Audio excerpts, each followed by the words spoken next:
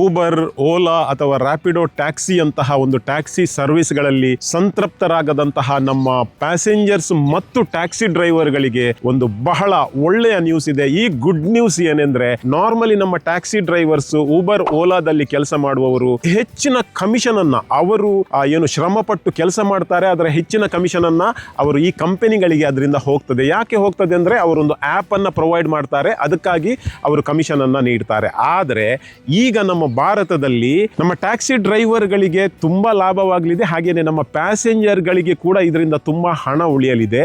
Bharat taxi ಎಂಬ app ಅನ್ನ ನಮ್ಮ ಕೇಂದ್ರದ ಗೃಹ ಸಚಿವರು ಲಾಂಚ್ ಮಾಡಿದ್ದಾರೆ. ಇದರ ವಿಶೇಷತೆ ಏನೆಂದರೆ, ಈ ಭಾರತ್ ಟ್ಯಾಕ್ಸಿಯಲ್ಲಿ ಭಾರತದ ಯಾವುದೇ ಡ್ರೈವರ್ ಕೂಡ ಇದರಲ್ಲಿ ರಿಜಿಸ್ಟರ್ ಮಾಡಬಹುದು. ಟ್ಯಾಕ್ಸಿಯ ಮುಖಾಂತರ ಅವರಿಗೆ ಬುಕಿಂಗ್ ಬರ್ತದೆ. ಒಂದೇ ₹1 ಆ್ಯಪ್ಗೆ ಅಥವಾ ಬೇರೆ ಕಂಪನಿಗೆ ಕೊಡಬೇಕಂತ ಇಲ್ಲ, 100% ಗಳಿಕೆ ಅವರದ್ದಾಗ್ತದೆ.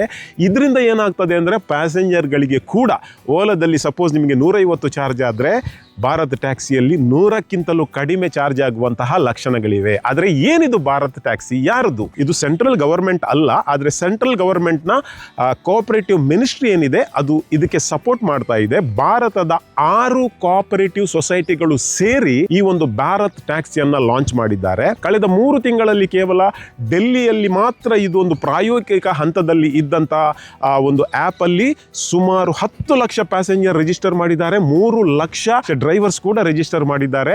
10 ಕೋಟಿಯ ಬಿಸ್ನೆಸ್ ಕೂಡ ಈ 3 ತಿಂಗಳಲ್ಲಿ ಆಗಿದೆ.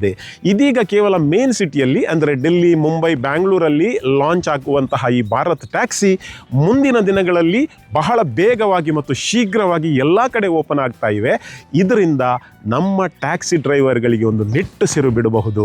ಯಾಕೆಂದರೆ ಅವರು ಬಸ್ ಸ್ಟ್ಯಾಂಡಲ್ಲಿ ಹೋಗಿ ಅಲ್ಲಿ ಎಲ್ಲಿ ಅಥವಾ ಕಾದು ತನ್ನ ಬಾಡಿಗೆಗೆ ವೆಯ್ಟ್ ಮಾಡಬೇಕಂತ ಇಲ್ಲ.